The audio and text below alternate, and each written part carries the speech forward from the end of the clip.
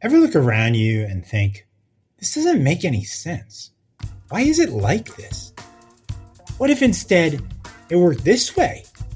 In this podcast, with support from the Democratizing Innovation Institute and the Social Impact Lab at BlockU, we explore what it takes for everyday people to reimagine the world around us and what stands in our way.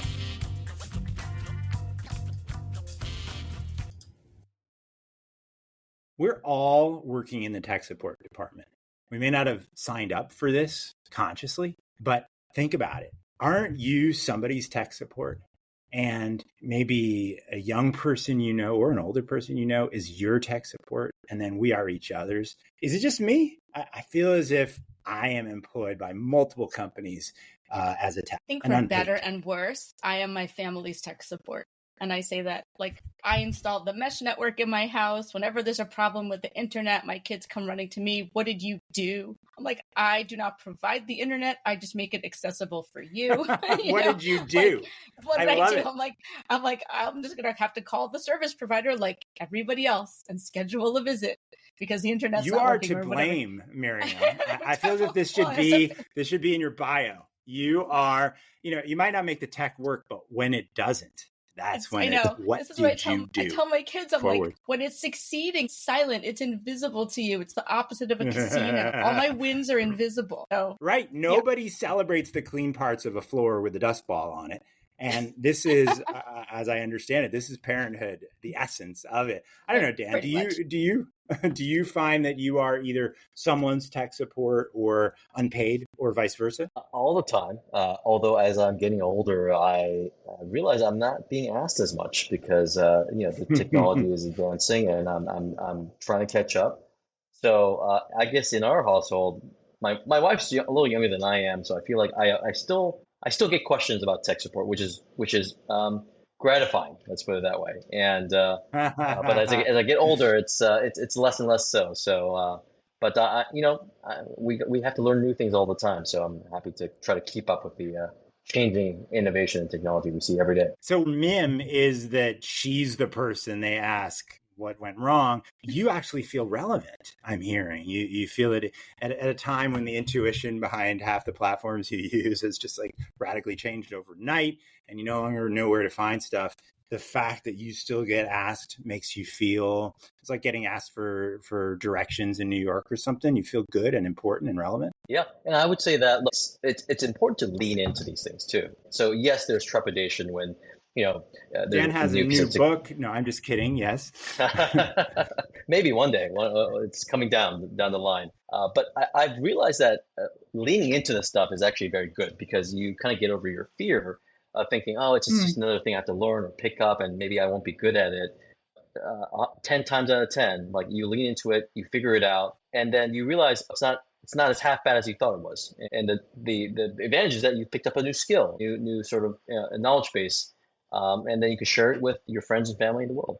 So the win when you lean into figuring out something that you didn't know how to do is potent. But when you figure it out and it still doesn't work, I'm sorry. This is the frustration of modern life at its finest. I reinstalled the carburetor in the only gas-powered device that I own, which is a push mower, last weekend.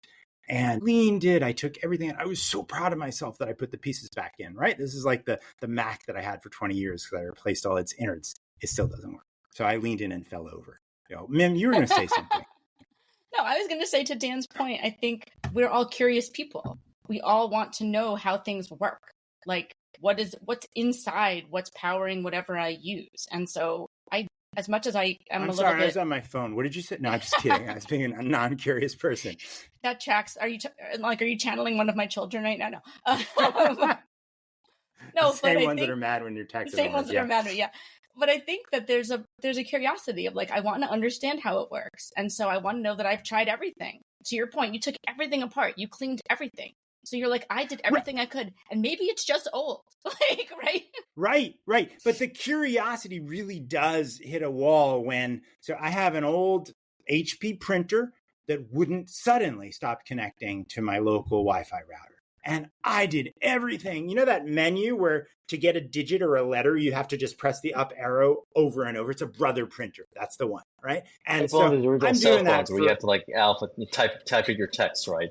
So pressing the numbers. Yeah. But even worse, there's no numbers. You only have an up arrow. So you're pressing that over and over to get to an L or an exclamation point or something in your password, right? And I'm like, so suddenly it sees all the routers in my entire apartment building but mine.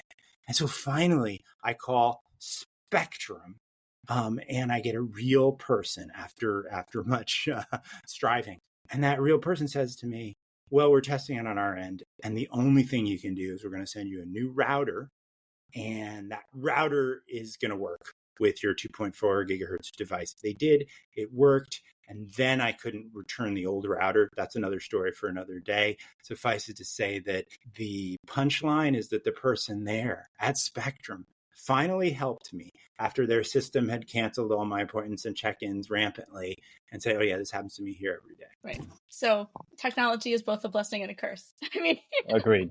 I mean, the Amish lifestyle has some appeal. I'm not going to lie. Like, as I say this on a podcast. No.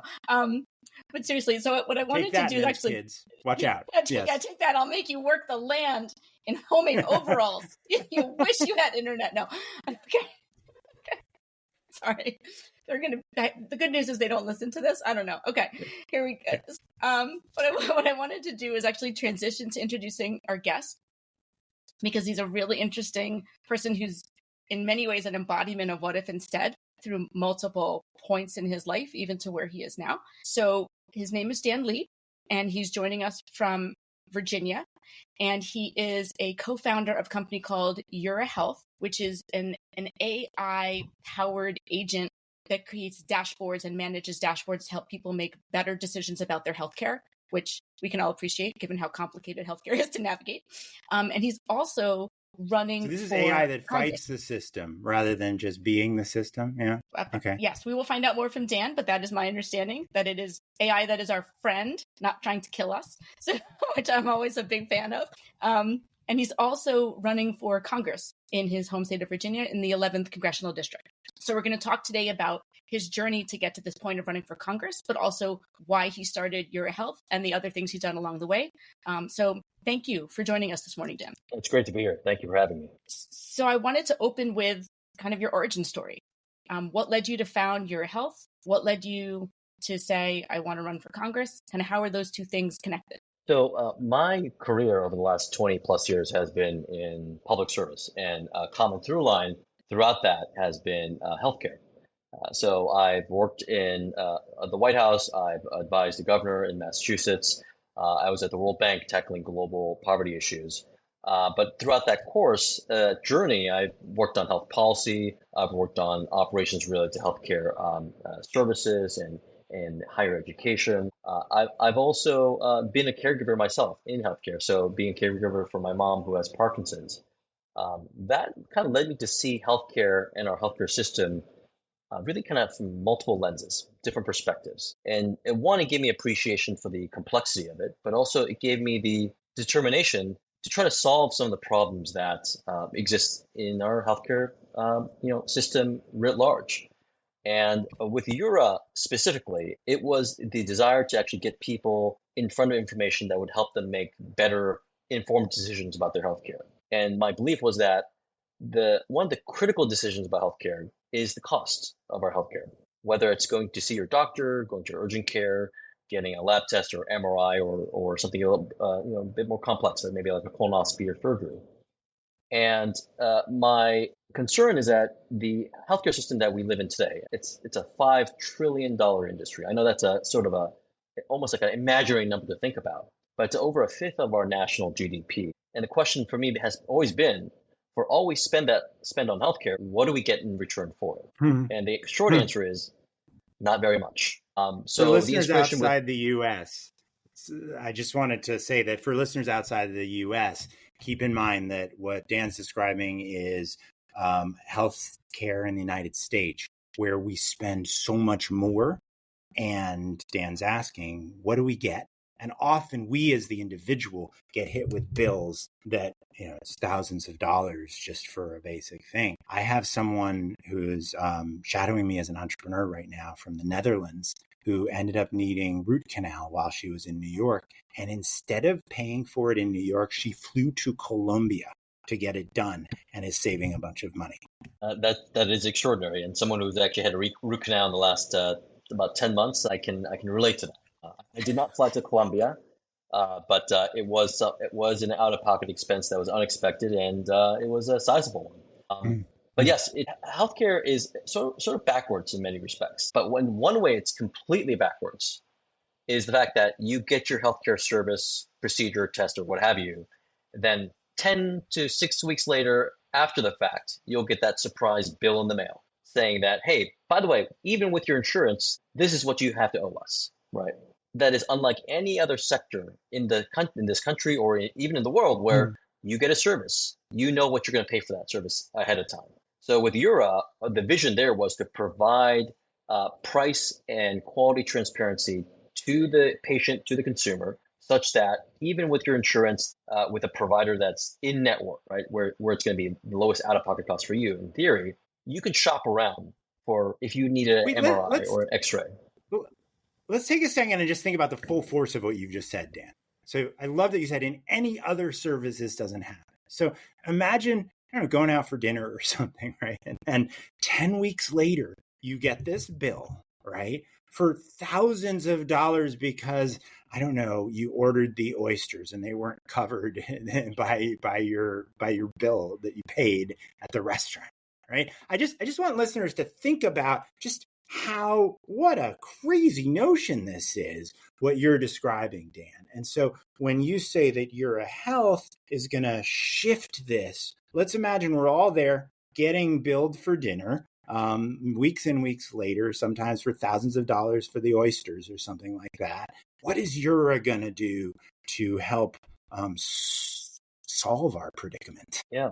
So what actually has enabled a company like Jura to exist was that about 5 years ago, there were some executive orders by the president at the time, which required every health insurance company in the country and pretty much every hospital in the country to publicly disclose their what are called contracted and negotiated rates between themselves and insurance companies. The reason why that's important is because whatever you have to pay after your insurance, your copay, your co-insurance, whatever it's applied to your deductible, is based on that contracted negotiated amount. So for example, if you were to walk into a hospital and say, hey, I need an MRI, right? My doctor ordered one.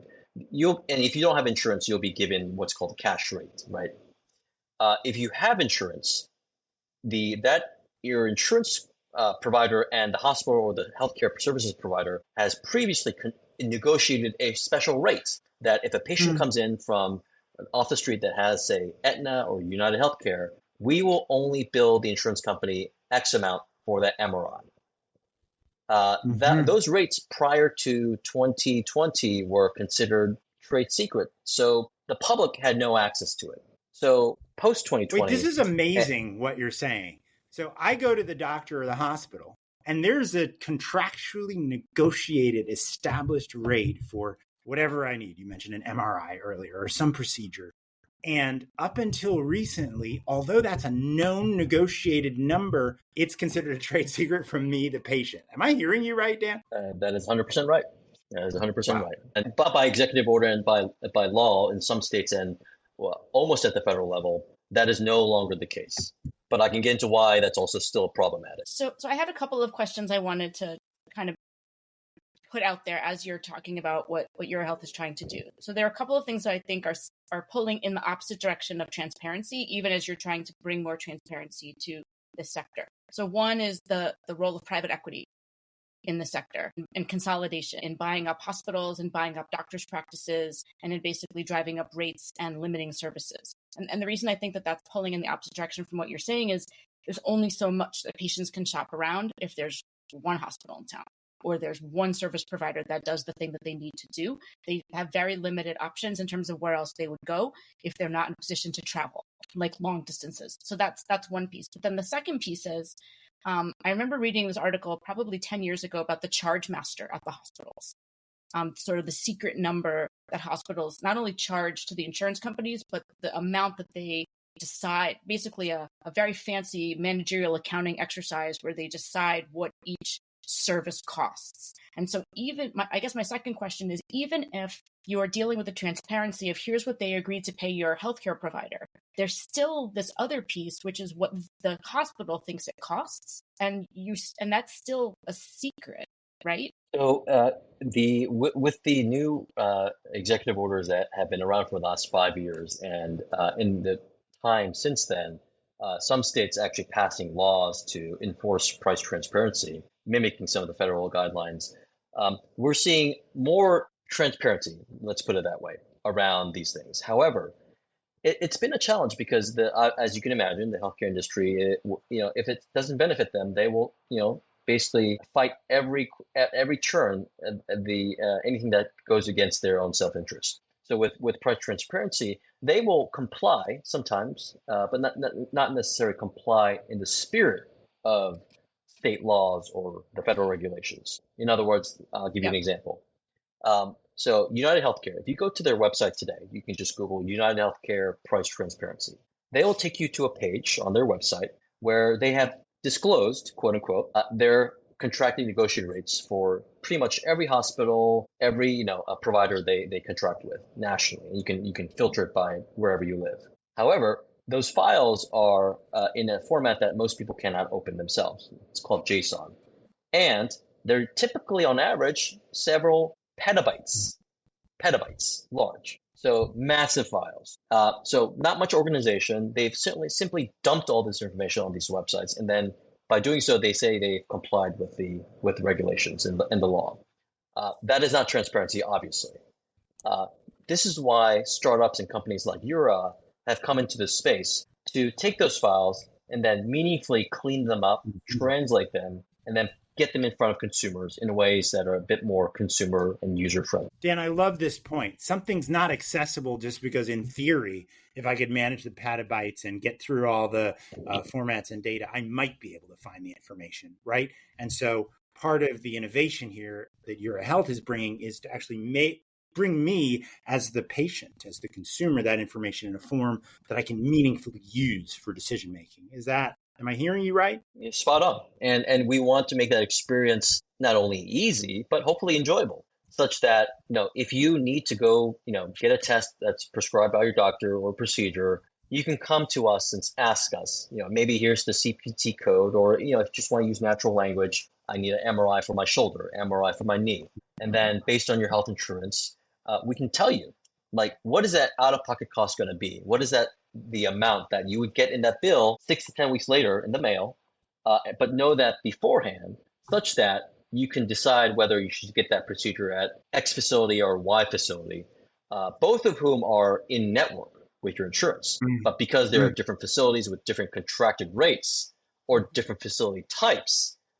Right. So back to my silly example, it might be that I could order the oysters or the other, I don't really order oysters. I could order the shrimp or the calamari on the menu, right? And if I order the shrimp, it's going to end up being $20. And if I order the calamari, it's going to end up being $2,000. I'm giving extreme numbers on purpose. And I don't know when I'm ordering which it is. See, I would actually say it's more like what if you went to a different location of that same restaurant? And then if you had the choice, if I could have this meal at restaurant and the location in the downtown district, or I could have it in the outskirts, and it's cheaper so if I go to the $1 outskirts. menu at the one Mickey D's, and unbeknownst to me, there's the big prefix at the other. Yeah. Exactly. And I would actually take that one step further and say two things. One is, yes, it's like going to, say, a McDonald's and you order a Big Mac, but down the street, the same McDonald's, maybe it's a different franchisee, same Big Mac will cost 2-3 times more for whatever reason. That is the analogy of our healthcare system today. And by the way, in some cases, not many, but enough to be worried about, it's like going to a restaurant, say a fast casual place. It's like you're going to Chipotle for a burrito, but you're also being expected to pay 3-star Michelin prices for a burrito. Makes no sense, right? I think we all know that the healthcare in this country is, in some cases, outrageously or comically expensive. Yeah. Healthcare in the US is a comically expensive burrito. This is my takeaway so far. I mean, this is one of the things. So I'm in academia and I work for a state university, but this is one of the things that's an incredible benefit of my job is the benefit of being in the state buying pool for health insurance. So is it expensive? Yes, but far less than it would be if I worked for a private employer in my state. So it's quite an incentive for a lot of faculty to join. I mean, it's like, here we are, right? I'm experiencing the other side of that. Though I want to pull back the camera for a second. Dan, I could nerd out on how UraHealth does this for the next 3 hours and just be getting curious. But I just want to think about the fact that this is what if instead. And you've asked, what if instead I knew how much the procedure I'm about to get cost and whether it was the $1 Big Mac, or the $100 Big Mac. I'm using fake numbers here. But you're also, and this is amazing to me, you're also asking, what if instead things work differently in the state of Virginia and the United States? And so maybe you could talk with us about how you're like a superhero who's, about to leave the X-Men and then go on the adventures, make sure the X-Men are still doing well. All right. Like, talk to us. And actually, if I could just say this much, I got a message from a colleague who actually works at this university in exile where folks from Belarus study in another country. All right. And I don't want to say who it is without her permission, but she wrote me this morning and she said, it's important. I'm thinking about the relationship between social entrepreneurship, where people solve problems the way you are to make an impact, to solve a social problem, and democracy and engagement and participation. Can you talk to us about these sides of the way you're trying to ask, what if instead it worked differently? Yes, and if my response gets a little more on the political side, please feel free to just kind of pause or wave your hands, and we can bring it back to the core. I actually love the way you're not a classic, a career politician. You're clearly someone who's trying to say this system, it's broken. It's not responding to our needs. It doesn't even let me make good decisions as a patient, as a consumer. And you're also applying that to the way things work in your government. So please talk to us about how you got there and what problems you're trying to solve on that side. And I think to help answer that, I'll take one mini step backwards and provide some context for kind of where we are as a nation today. Last year, I was a canvasser for Harris for President, and I was down in Georgia, knocking on doors, getting out the vote. And we were obviously optimistic as for myself, I'm part of the Democratic Party, optimistic that we might have our first woman president, South Asian descent, in the White House. Obviously, that did not happen. And in retrospect, the concern I think I and others have had and still do have today is that Democrats, our party, simply was not quite aligned with the rest of the country. In other words, voters were not buying what Democrats were selling. And the concerns that most Americans have today are, what can I do? What can I have to ensure that I can not only live, but thrive in this nation? And I think it's those issues that we should be focused on. And frankly, every politician should be focused on. But now break that down for a second. In what ways have we been out of touch with that desire to not just live, but thrive that you want to address? Keep going. Yeah, it goes back to issues around affordability, issues, the so-called kitchen table issues, right? Should we have to choose between making rent or paying for our visit to the doctor? Should we have to choose between buying our groceries for the week or paying for our medications? I would say that's in many ways, hard no. That's not that far off from the problem you were solving at UraHealth.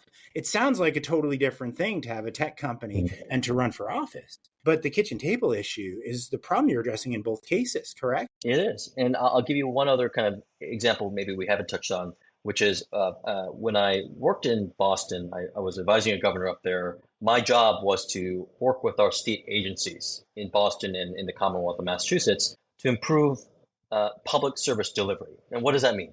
It meant that we help the trains run on time so that people get to their jobs, right?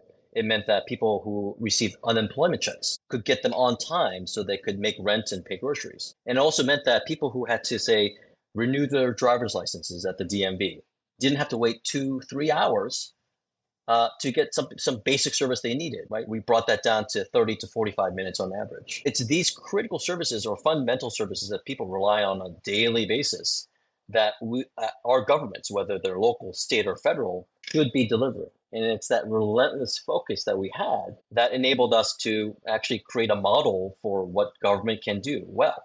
And we need that same model applied nationally, hopefully at scale. So I want to follow up on that, given, and for anybody who's not familiar with our current political climate, it's hyper partisan. It's deeply entrenched on both sides. Like, given that, what made you say, yeah, I'll throw my hat in the ring and I'll get in there and I'll try to fight for infrastructure and public services and transparency, given all the things happening kind of on the edges that aren't even policy related? Yeah, that's a great question. And what I had been doing was channeling that anxiety and angst and fear that I had into campaigning for candidates that I believed in. And I've campaigned for Democrats up and down the ballot, nationally, locally, and at our state level here in Virginia. And I realized ultimately that the problem that we have with our party and our kind of the political system is that we keep electing and sending the same types of people cut from the same cloth into elected office. And they treat these positions as seats they should just keep warm for the next 10, 20, 30 years, rather than using these as platforms to bring about the change that voters brought them in the first place. Every vote in Congress matters. One vote can make the difference between doing something right and doing something wrong for our country. And as we saw a few weeks ago, one vote caused that big, beautiful bill, which now will put about 11 million Medicaid recipients at risk. That vote was critical, and we lost it. So for me, I'm running such that one vote in Congress is a vote for guaranteed access to healthcare in this country for every American.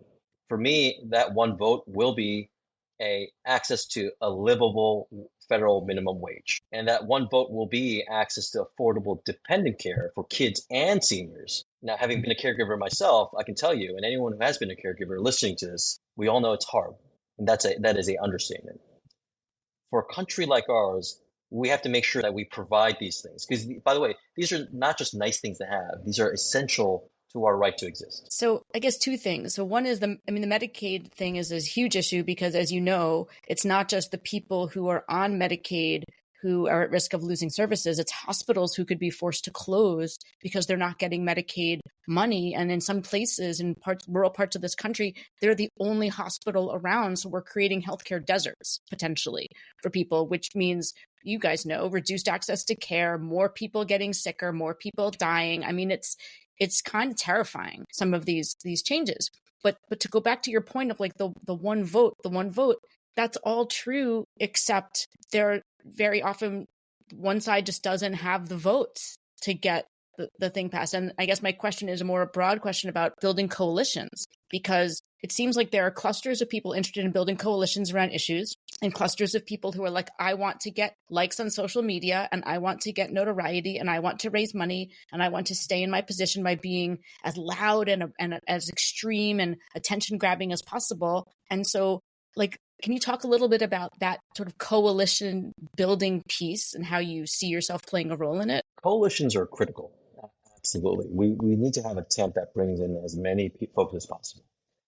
What's even more important, I would argue, is that we need Americans to participate in the process. And what I mean by that is we need people to actually show up and vote. And you ask, well, most people say, well, we do vote. We vote in November during the elections. What actually needs to happen is people need to vote in primary elections, because these primary elections determine, as you know, the nominees for either party, which then compete in the November general elections.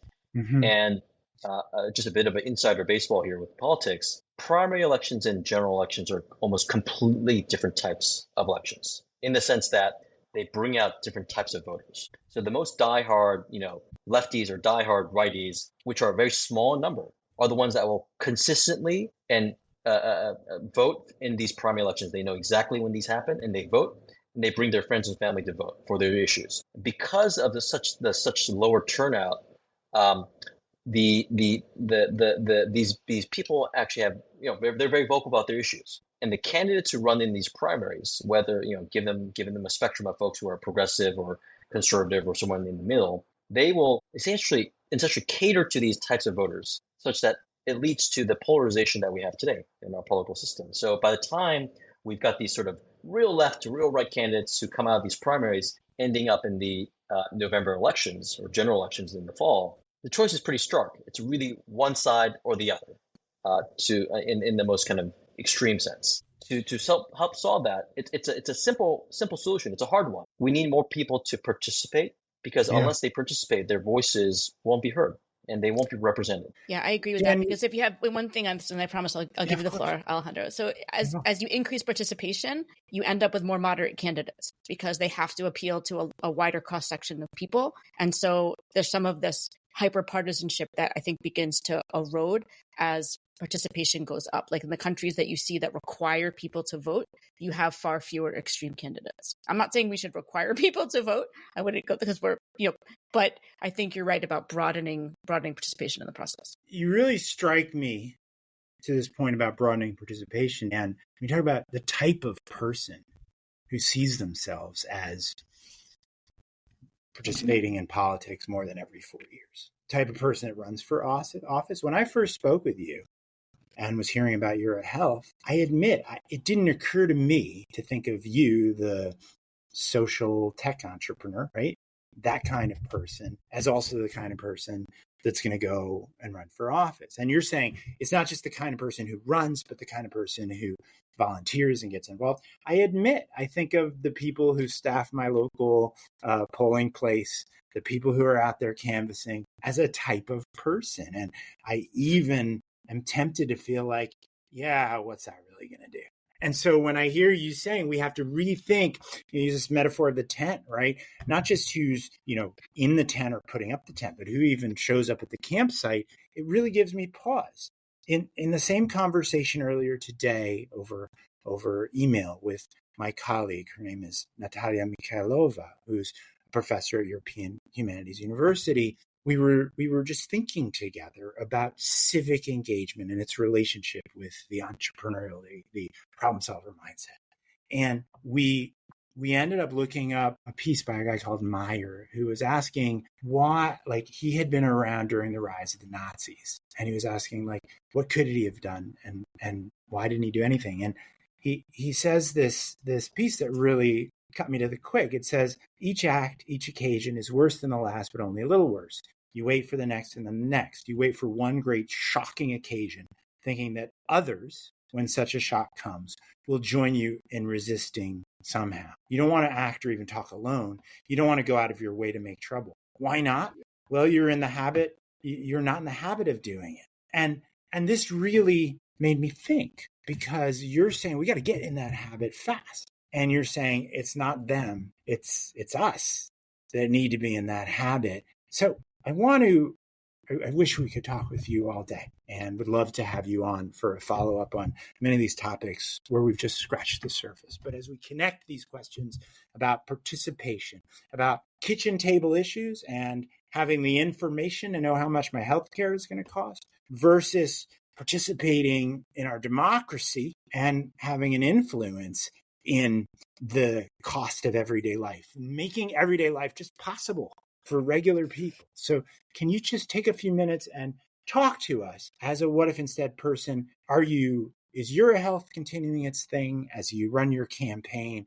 And what would you say to regular people listening to this podcast, thinking to themselves, I'm not that person. What can I do? Well, I would say that I was that person at one point, right? Who am I? I am the son of working class immigrants who came from South Korea and landed in the U.S., ultimately in Virginia, to start a new life. I had no business after graduating college being a junior staffer in the White House. Absolutely no business. I had no business advising a governor in Massachusetts. That was not my background. But for each of these roles, to do that, yeah. Well, no one tells you, right? But most people will tell you, well, maybe that's not for you. Usually that's the message you often get, right? Well, maybe it's not for you, right? Either it's direct or indirect. But at every turn of my life, both personal and professional, it's always been what what if, to your point, what if I tried this? What if healthcare could be different? What if we provided this service just a little bit better or a little bit different? What could the impact be? And from what I've seen with my own eyes, time and time again, the courage to just lean in and we sometimes step over the cliff into trying something that hasn't been done before, which is the story of every startup, by the way. Every startup shouldn't exist until it does, right? Unless it would have been already in existence in the first place if it were. So there's a risk that one takes to go out and challenge the status quo.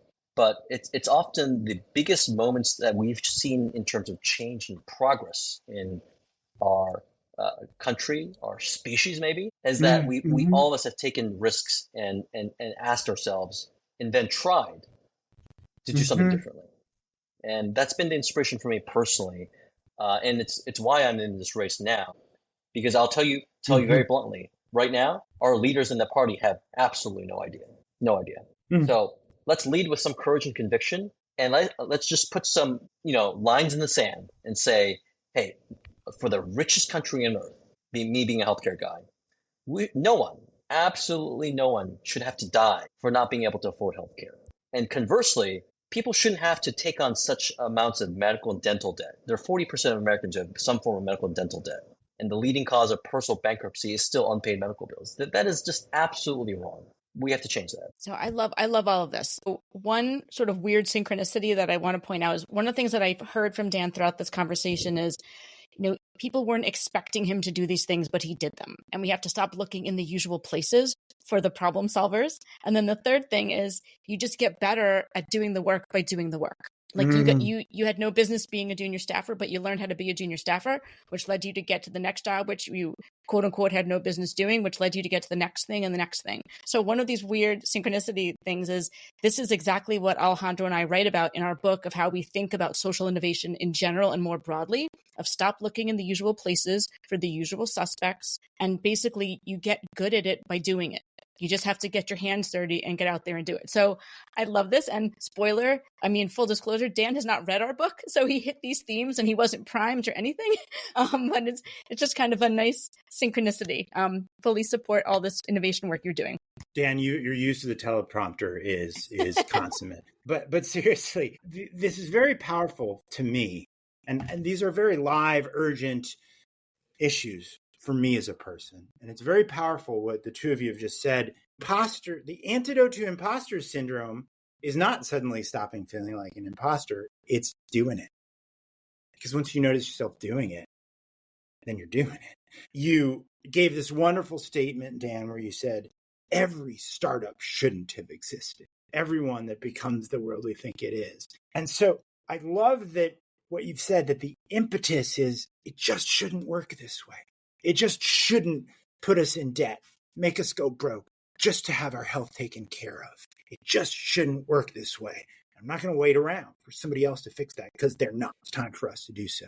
If you could ask, Dan, our listeners to look something up, we'll put your websites on the episode, or do something. Give them a first thing they could do, and don't say get out and vote. We know that, right?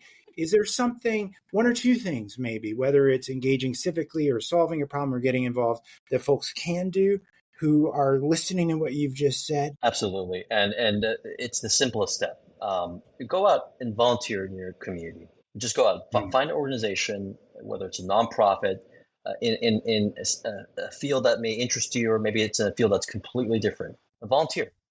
Whether it's a soup kitchen, volunteer for, be a big brother, big sister. Getting involved in your community is something that I think most people aspire to do, but sometimes just never get around to it. Volunteering can literally just mean you're picking up trash on your street corner and doing something good for your community.